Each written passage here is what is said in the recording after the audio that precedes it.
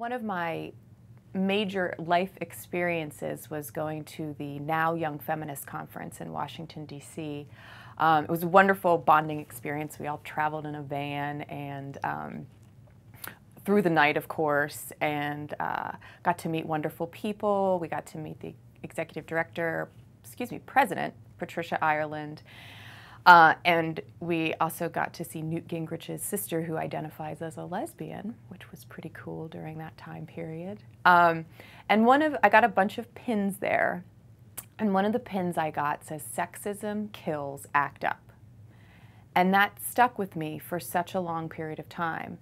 And I think the biggest way that sexism kills is through sexual violence and rape. I think sexual violence and rape, well, are caused by many oppressions. Becoming a feminism and recognizing the huge effect that sexism has on people's lives